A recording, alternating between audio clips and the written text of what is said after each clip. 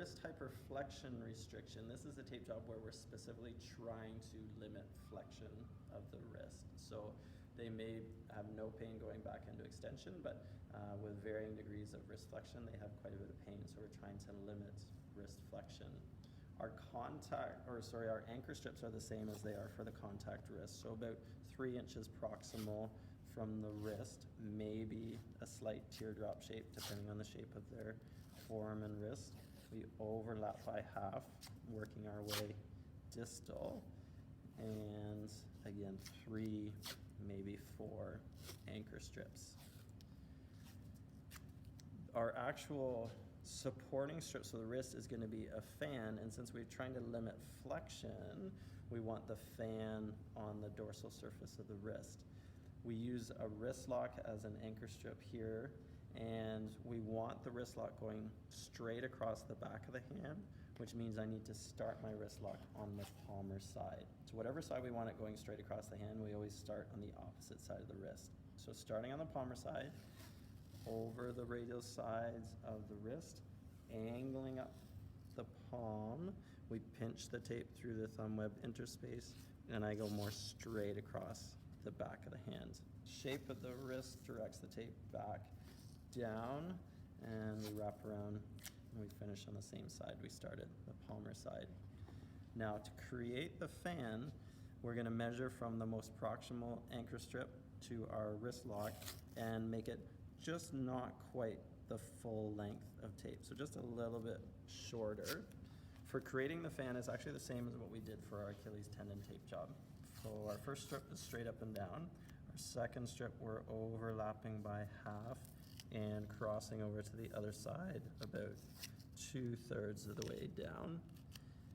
We do the same thing crossing over from the other side. We repeat our 2 crossing strips, overlapping them perfectly.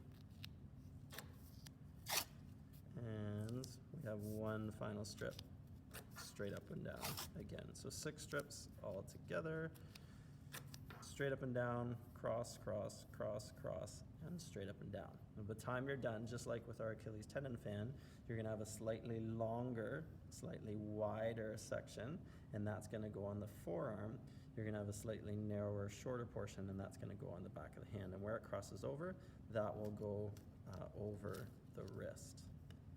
So we've got our fan off the table, and we apply it to the forearm, and then we secure it proximally first. So we just repeat our anchor strips again.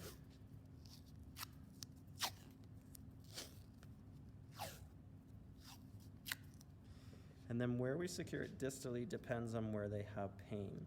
If they only have pain at the very end range of wrist flexion, then we could secure the fan in neutral position. We all naturally have some skin slack, so the skin slack would allow them to go into a little bit of wrist flexion, but not get that end range. If we assume that they have pain with any sort of wrist flexion, then we need to bring the wrist back into an extended position and secure the fan there, and then the skin slack will allow them to get close to neutral, but not go beyond neutral into that wrist flex position.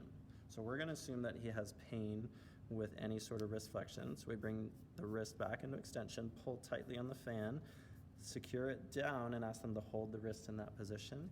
And now we need to do another wrist lock to hold it in place. So we start on the palmar side, wrapping around, angling up the palm, pinching the tape through the thumb web interspace, keeping them in that wrist extended position more straight across the back of the hand. We wrap around, and tape finishes back on the palmar side, the side that we started. Once we're finished, we take a look around and make sure that we don't have any shadows or windows. So we might be close to a shadow there. If that's the case, you would cover it up with 1 strip for a shadow and 2 strips for a window.